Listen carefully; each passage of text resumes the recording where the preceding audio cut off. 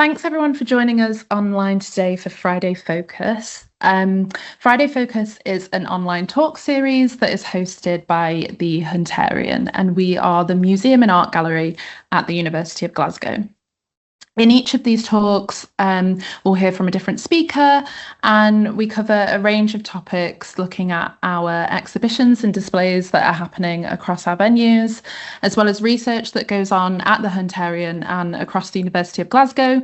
And we also take a closer look at some of the work that goes on behind the scenes with our collections. So today's talk, I'm really pleased to be joined by Professor Claire A.P. Wilsden, who is Professor in History of Art at the University of Glasgow.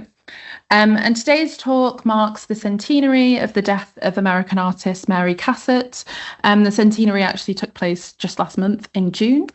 And we're going to look a little bit closely at an etching of Mary Cassatt by Edgar Degas, which is held in the Hunterian collections. So we'll have a bit of a presentation from Claire, and then there'll be some time at the end for any questions that you might have. You can pop your questions in the Q&A. There should be a little button at the top of your screen somewhere that says Open Q&A, and we'll take questions in there at the end of the talk. I will also say that this is the first time that we're hosting this on Microsoft Teams, so if there are any technical difficulties throughout, just please bear with us, but hopefully it runs smoothly. So thanks everyone for joining us online today, and I will hand over to Claire now to deliver this week's talk. Oh, thank you. Thank you very much, Eleni. Well, this is a really exciting print to talk about, not least because it's one Impressionist artist looking at another Impressionist artist as she looks in turn at something in the Louvre. So I'm going to explore it a little with you. We're very lucky to have this in our collection in the Hunterian. It shows Mary Cassatt, the artist, at the right, standing, leaning on her umbrella, and beside her is her sister Lydia, and they're in one of the antiquities galleries at the Louvre. And the Hunterian bought this print from Sotheby's in 1962, probably, I imagine anyway, to complement its highly important collections of the art of James McNeill Whistler, another American artist who was a colleague of both Degas and Cassatt. Well, an etching, perhaps useful just to explain what that is to begin with, in case you don't know, is made by drawing with a special needle on a copper plate covered with wax.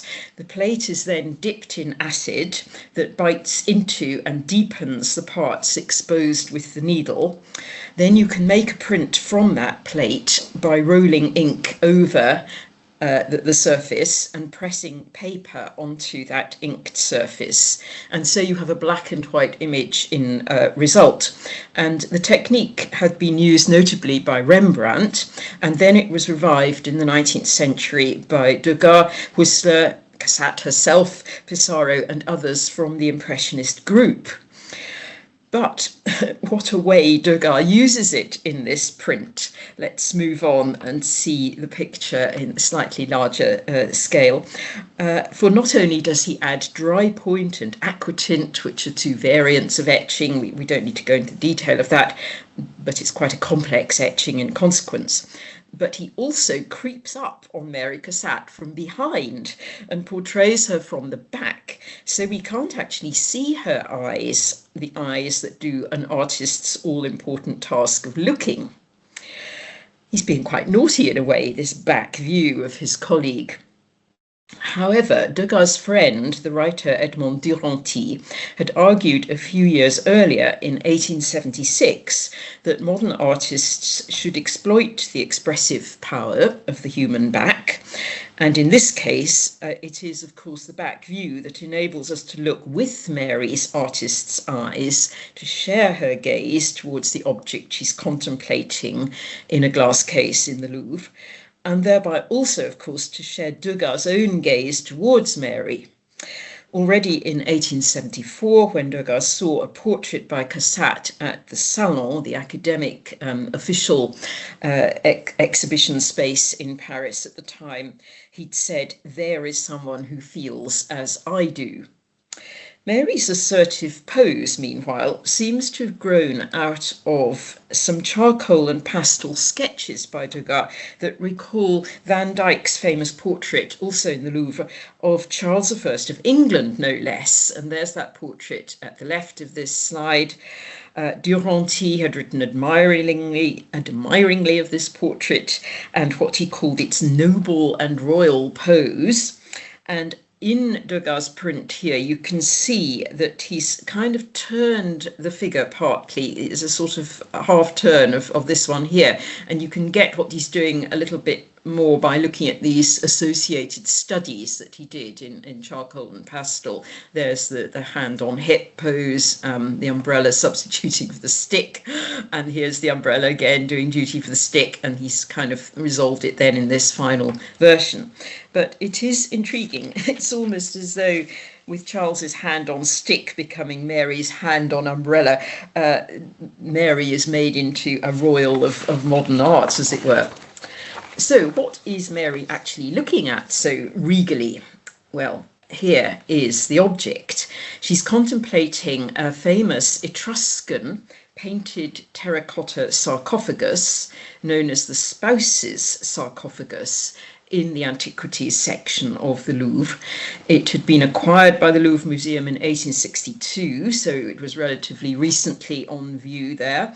It was part of a larger collection of antiquities that the Marquis de Campana had assembled in the first part of the 19th century, and that it had gone on the market then after he was convicted of embezzling money. Oh dear, shades of contemporary activities. Anyway, the Spouse's sarcophagus is so named because of these two sculpted figures on its lid of the man and woman who were buried inside. Degas, as you can see in this little drawing here, took a lot of care to record the sarcophagus accurately. And the art historian, Professor Richard Thompson, proposed some years ago that its theme of married relationship would have spoken to Degas' own personal regrets at this period that he was a single man. Degas, however, reportedly feared to commit to marriage as he thought that a woman would be unable to understand his work. And he later even told the British artist Walter Sickert the painting that he did of Mary, this one here, and her sister Lydia again, looking at what's thought to be Veronese's famous Wedding at Cana painting in the Louvre, another work portraying marriage, was intended to evoke, and these are Sickert's words now, quoting Degas, the idea of that bored and respectfully crushed and impressed absence of all feeling that women experience in front of paintings. So, an anti-feminist statement, if ever there was one. But we might ask ourselves if Mary is actually entirely bored in Degas' print of her and her sister Lydia looking at the Spouse's sarcophagus, and whether there may be further previously overlooked aspects to this work that Sickert played down, shall we say, in quoting Degas' anti-woman statement there, whether it's worth exploring a bit further, in short. After all, as I've mentioned, Degas gives Mary this Van Dyck-style swagger that suggests she sees herself as fully the modern equal to the ancient Etruscans and their art. And by showing Mary from the back, as I noted earlier, Degas makes us look through his own and not just Mary's eyes, as if to embody his remark about Mary in 1874, there is someone who feels as I do. So, as I say, I'd like to probe a little further, not least to think about what was known about Etruscan art in the 19th century. For a start, we might note that the Spouse's sarcophagus was originally from a place called Lydia in Turkey, and it's thus as though Degas invites us to share a little private joke. His etching portrays a modern-day woman called Lydia, Mary's sister, reading from what is presumably a guidebook. You see that here, whilst Mary herself is looking at a sculpture from a place called Lydia. There's a kind of good-natured humour here, as if Degas knows Mary and Lydia well enough to feel he can make quite a playful word joke about them without their minding. and also able to contrast them as women of the 19th century with the reclining antique male and female figures of the Etruscan married man and wife, the spouses. Indeed, as we'll see, perhaps it's actually quite pro-feminist for a modern woman called Lydia to be associated with an Etruscan object from a place that shares her name. But as I say, I'll return to that idea in a few minutes. Mary Cassatt was a highly independent woman who did not herself marry, as she felt she couldn't reconcile marriage to her commitment to art. The swaggering kingly pose that Degas gives her might in this sense perhaps suggest that if Degas didn't marry because he thought a woman wouldn't be able to appreciate his own art, then Cassatt's own ideas about how far men might appreciate her art were no more positive in turn. Mary's mother was certainly somewhat miffed when Mary spent a great deal of time and energy making a print herself at Degas' invitation for a publication he planned to call Le Jour et la Nuit. And here is her intended print for that journal. Ultimately, Degas abandoned this notion of a journal called Le Jour et la Nuit, day and night in translation, maybe for financial reasons, not quite sure. But the print medium, using black and white, would of course have partnered the title of the journal, Day and Night, Dark and Light, and Degas intended his own print of Mary to be part of the journal too, and there were going to be specially written literary texts as well. Anyway, you can see here in this print by Mary herself of a woman at the opera looking towards the performance with the auditorium around behind her, that she's capturing effects of artificial light in the evening. There's a bold play of light and shadow. The evening entertainment theme both clearly respond to the title of the journal that Degas was planning, Day and Night. And it's really quite a worked up, complex print, and it's easy to see why Mary's mother was so disappointed when nothing came of the Jour et Nuit journal. Cassatt's Etching, after all, is not just an exercise in the play of light and shadow, it's also a searching portrait of a woman in a box watching a performance.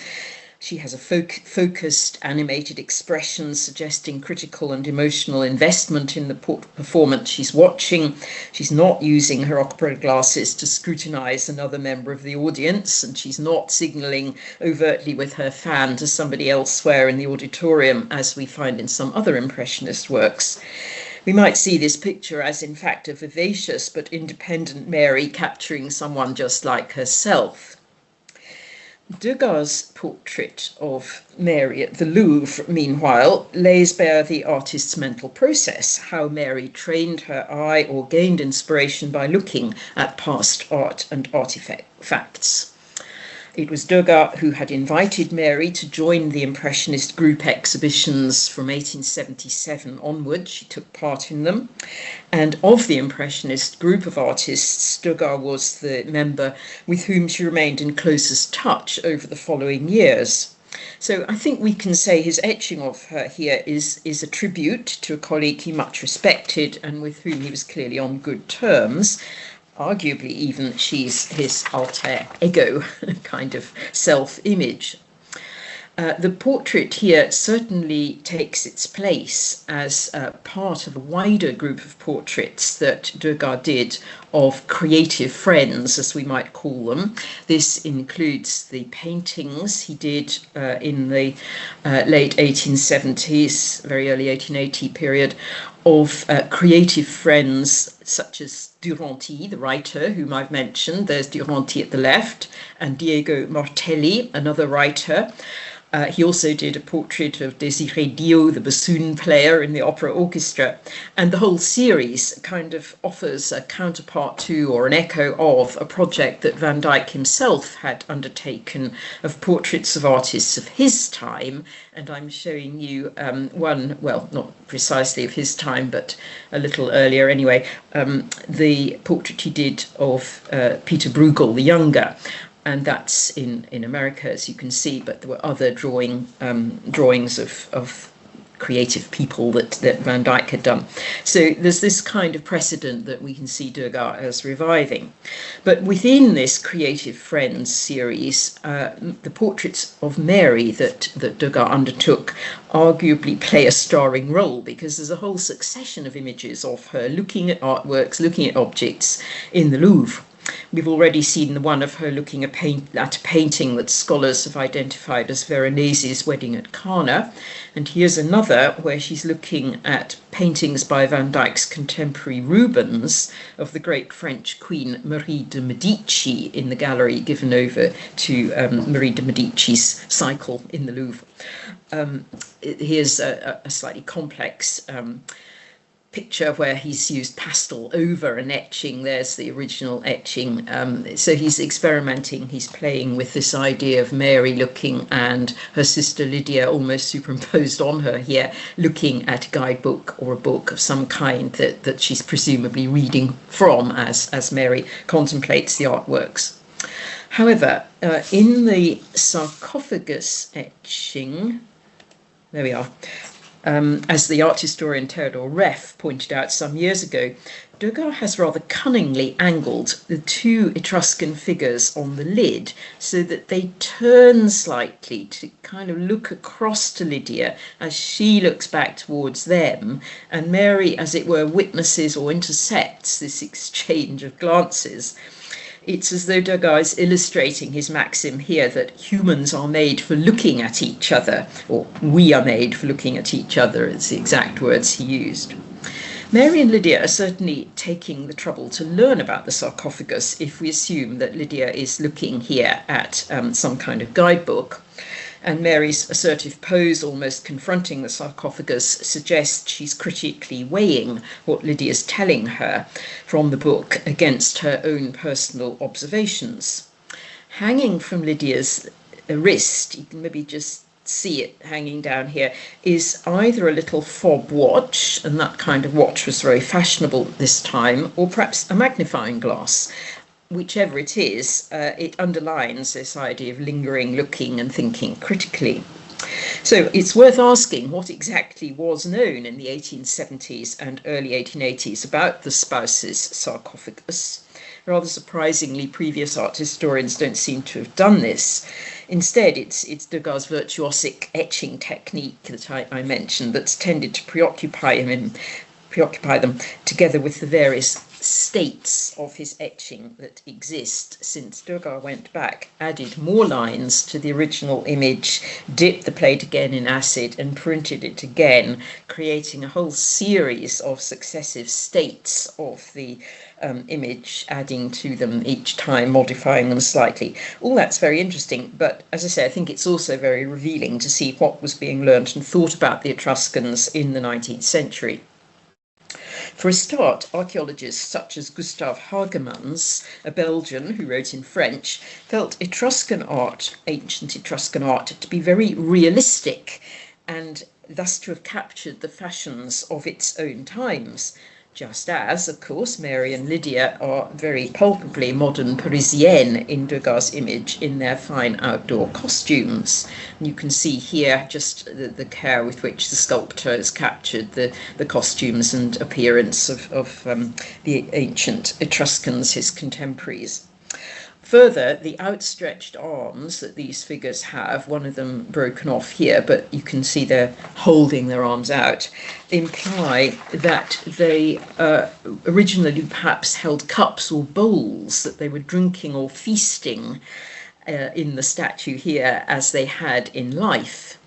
And as they turn towards Mary and Lydia, they and Degas as well, and we too, are implicitly invited then to share their antique feast.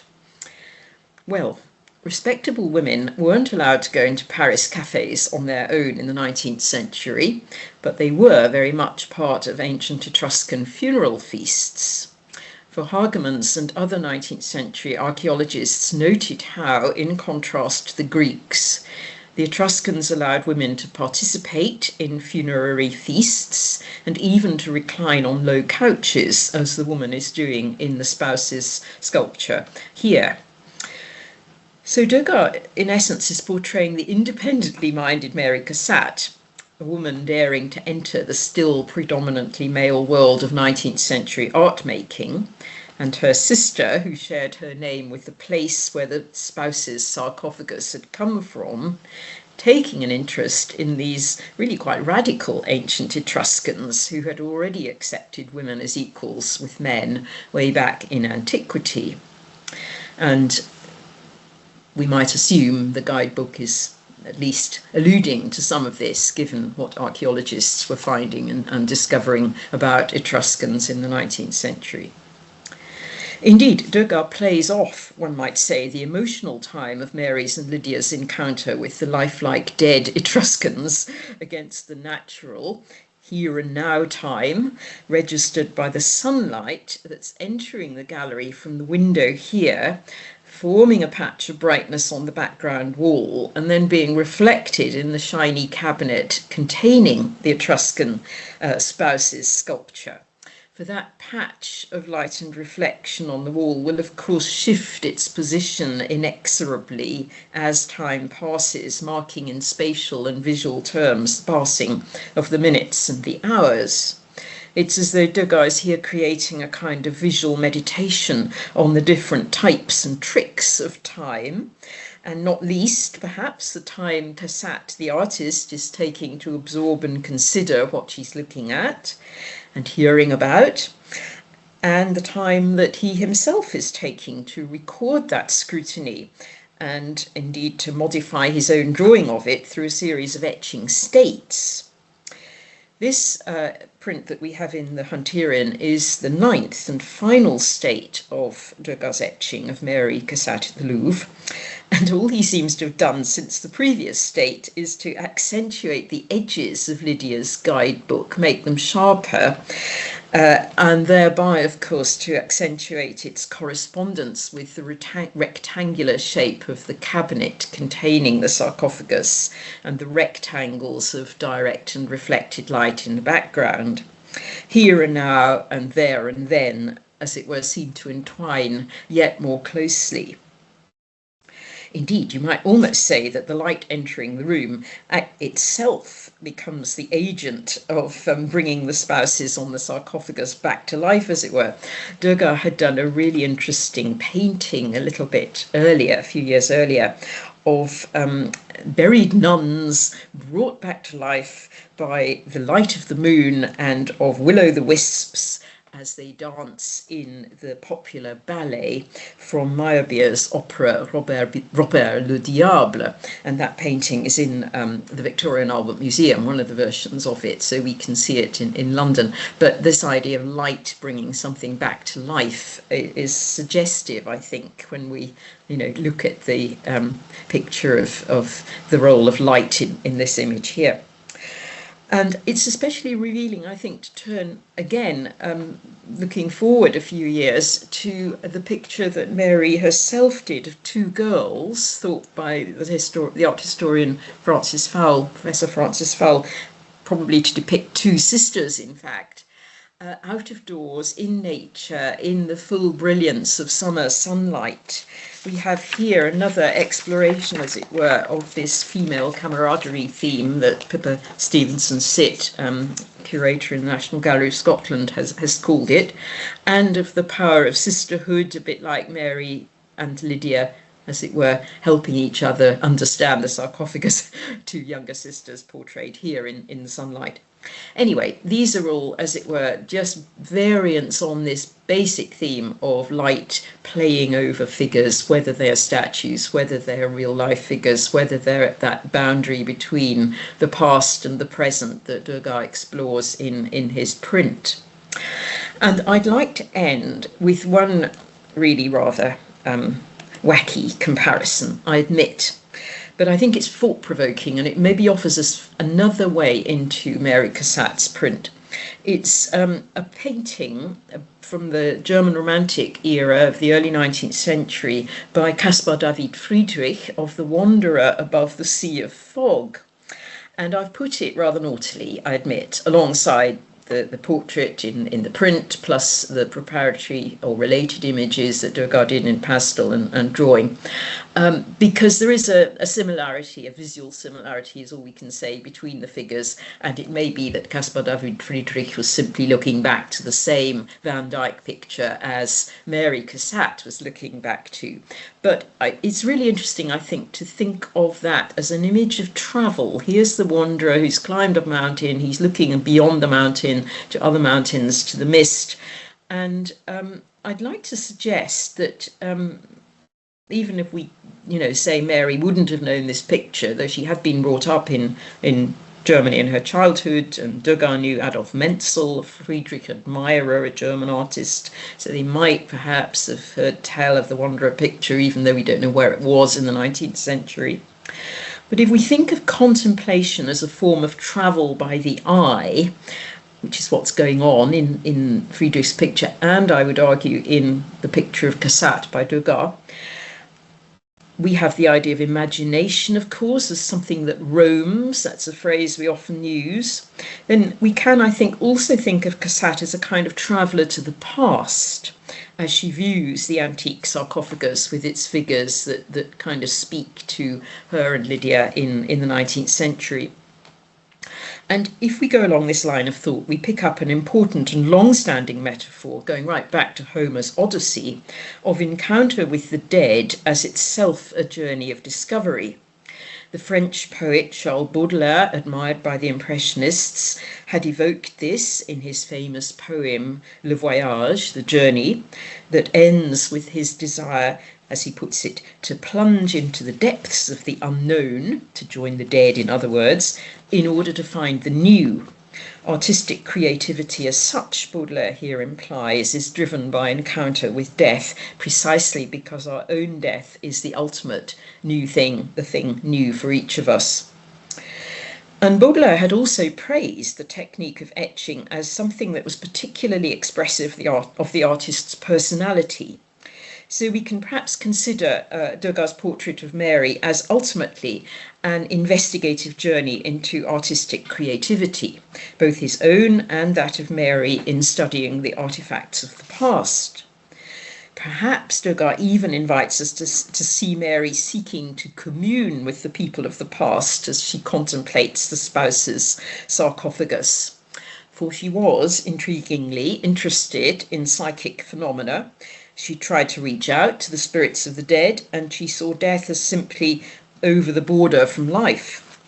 If in 1911 she was to travel down the Nile to view Egyptian antiquities, then Degas surely here already saw her as a time traveller and perhaps even someone with powers to connect with the people of the past.